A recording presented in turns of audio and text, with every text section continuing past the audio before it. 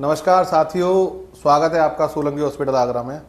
जैसा कि बच्चों, हम अपनी हर एक वीडियोस के माध्यम से आपको मेडिकल पॉइंट्स की जानकारियों के बारे में अवगत करा रहे हैं।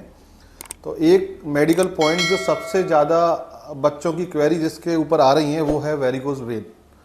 तो वेरिकोज वेन में क्या होता है, कैसे उसका उपचार होता है, क्या सर ये वेरिकोज वेन है या नहीं, ऐसे बहुत सारे सवालों को लेकर के आप सबके जो सवाल हमारे पास आते हैं व्हाट्सएप के माध्यम से, चैनल के माध्यम से, सारे सवालों के जवाब के लिए हम आज आए हैं।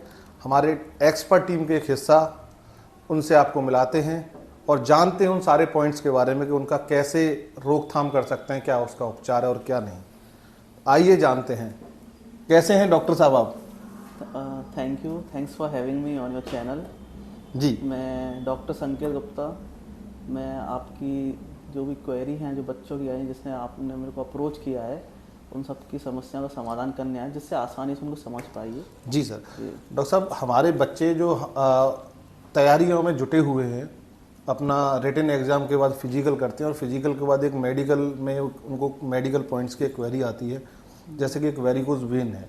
तो सर, हम जानना चाहेंगे और आपके माध्यम से हमारे उन बच्चों को हम अवगत कराना चाहेंगे कि वेरिकोज वेन होता क्या है सर? ये देखिए, वेरिकोज वेन एक तरह की समस्या है जो सुपरफिशियल वेन होती है, उसका टॉर्चरस हो जाना, बाहर निकल आना, पल्पेबल हो जाना, और ये काफ़ी तरह से भी हो सकती है। जैसे कि कोई बहुत टाइम से खड़ा रहता है ना, और थोड़ी कभी हेरिडिटरी भी होती है।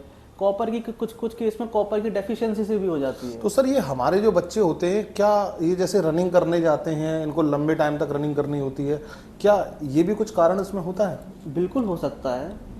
इस कारण को नेग्लेक्ट नहीं किया जा सकता। जो लोग फिजिकल वर्क करते हैं, क्योंकि ग्रेविटी की वजह से जो अपनी जो सुपरफिशियल वेन होती है, उनके अंदर ब्लड की पूलिंग हो जाती है। जी जी जी, तो बिल्कुल। उसकी वजह से वो थोड़ी बल्ज आउट अपने हिस्से से ऊपर की तरफ दिखना शुरू हो जाती हैं। अच्छा अच्छा।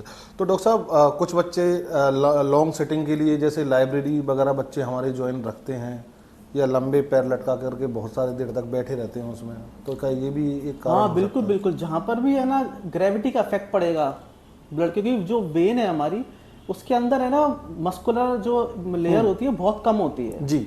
उसकी वजह से कभी कभी जब ब्लड की पूलिंग होती है तो वहां से फिर डायरेक्ट होने शुरू हो जाती है, उसके वॉल्स काम करना बंद कर देते हैं। जी जी जी जी। और जो कुछ लोग खाली लाइब्रेरी में पैर लटकाने से भी नहीं, जो बहुत लोग बहुत देर तक पैर आलती पालती, जो नॉर्मल भाषा में बोलते हैं, भांग के भी बैठते रहते काफी देर तक, उस केस में भी किसी हमने देखा है पेशेंट्स को ये प्रॉब्लम हो जाती है। तो डॉक्टर साहब, ये पता कैसे करें हमारे बच्चे कि ये वेरिकोज वेन है या नहीं? मतलब ऐसा कोई जरिया, तो क्योंकि बच्चों को तो देखता है कि पीछे से नस उठी हुई है, तो बच्चा, हर एक बच्चा उसको मान के बैठ जाता है कि ये वेरिकोज वेन है। तो हम कैसे पता कर सकते हैं, कैसे उन बच्चों तक ये मैसेज पहुंचाएं कि क्या बेटा ये वेरिकोज वेन है या नहीं? देखो, इसके बहुत तरीके हैं, बहुत टेस्ट हैं जो मेडिकल फील्ड में हमारे यहाँ बहुत फेमस सर, है। वो भी हम जानना चाहेंगे थोड़ा सा बच्चों को। बिल्कुल बिल्कुल। जैसे कि सबसे फेमस जो टेस्ट है, जो बहुत लोग करते भी हैं, उसको बोलते हैं परथीज टेस्ट जी। जिसमें बच्चा बहुत मतलब फिजिकल लोड देता है अपने लोअर एक्सट्रीमिटीज को जी। जिससे कि ब्लड की पूलिंग हो जाए, तो उस स्पॉट पे हम उसको देख सके कि हाँ कहाँ पर वेन डायलेट हो रही है। जी जी जी। कुछ और भी टेस्ट होते हैं, टेंडल वर्क टेस्ट होता है, वो भी होता है। और सबसे अगर गोल्ड स्टैंडर्ड देखा जाए तो वो होता है कलर डॉपलर। कलर डॉपलर करा सकते हैं, वो गोल्ड स्टैंडर्ड होता है। उससे पता चल जाता है कि ये आपको वेरिकोज वेन या जो क्रोनिक वेनिस इनसफिशिएंसी का पार्ट होता है वो है कि नहीं है। तो ठीक है, जैसा दोस्तों डॉक्टर साहब ने बताया कि कलर डॉपलर के साथ और भी सारे टेस्टेड होते हैं कि हम कैसे फाइंड आउट करें।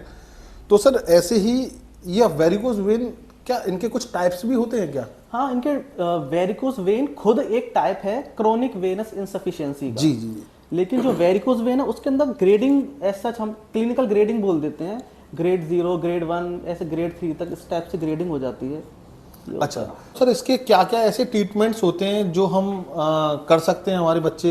ऐसा कोई ट्रीटमेंट इसके लिए सर, वो भी एडवाइस करिए। देखो, जो इनिशियली जो ग्रेड्स होती हैं, जो ग्रेड 1 होती हैं या 0 ग्रेड जो बोल देते हैं, जिनको टेंजेलेक्टेसिया या स्पाइडर वेन बोलते हैं, उसमें कुछ खास तो नहीं करना, जैसे आइस पैक से मसाज कर लिया। ठीक है। और आजकल मार्केट में वो कंप्रेशन स्टॉकिंग भी चलती हैं, जी वो जी लोग जी ले लेते हैं, लेकिन उनका उतना बेनिफिट है नहीं है, जी क्योंकि ओवर द टाइम उनकी इलास्टिसिटी वो लूज कर देते हैं, तो ना बिल्कुल। पता नहीं चलता कि इसकी इतना प्रेशर उस पर पड़ रहा है कि नहीं पड़ रहा है। बिल्कुल सर, ऐसे बहुत सारे हमारे बच्चे हैं जिन्होंने स्टॉकिंग्स का यूज़ किया लेकिन उनके वेरिकोज वेन वैसे के वैसे ही दिख रहे थे।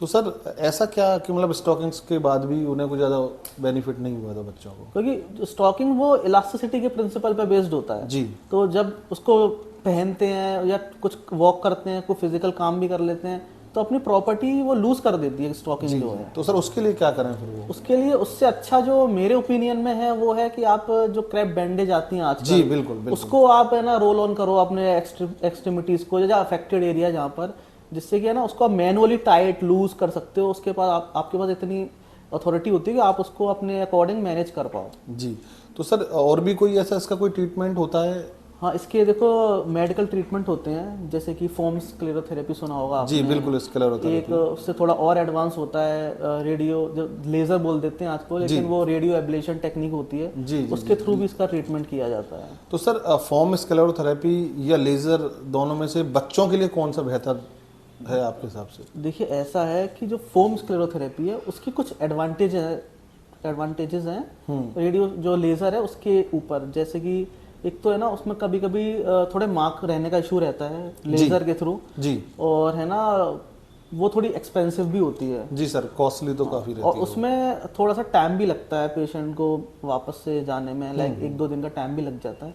एज कम्पेयर टू जो फोम स्क्लेरोथेरेपी होती है वो थोड़ी चीप होती है, जी ओपीडी बेस्ड प्रोसीजर होता है जी जी और उसकी एज सच कोई कॉम्प्लिकेशन नहीं है, ट्रीटमेंट की कॉम्प्लिकेशन नहीं है, लेकिन उसको कराते वक्त कुछ चीज़ों का ध्यान रखना पड़ता है, जैसे कि सेटअप कहाँ पे आप करा रहे हो। जी जैसे कि उसमें है ना लगाते वक्त नमनेस की प्रॉब्लम आ जाती है, जी बिल्कुल। हाइपोटेंशन की दिक्कत आ जाती है, एनाफिलेक्टिक शॉक की दिक्कत आ जाती है।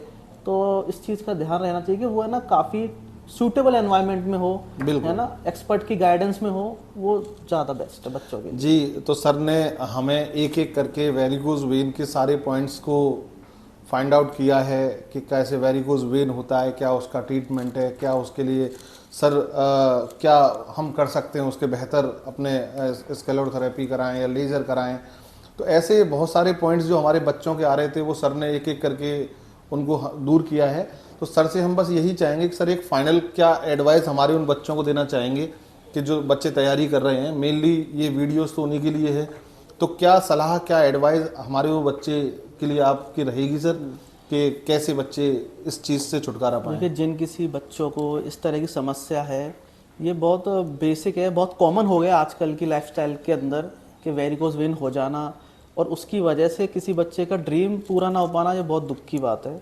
तो मेरा जो ओपिनियन है, जो मैं चाहता हूँ कि बच्चे हैं वो आएँ एक्सपर्ट की गाइडेंस में, अच्छे सेटअप में आके फोम स्क्लेरोथेरेपी जो बहुत चीप और बहुत लेस टाइम कंज्यूमिंग प्रोसीजर है उसको अपनाएं और अपनी वेरिकोज वेन की जो समस्या है उसको दूर करें।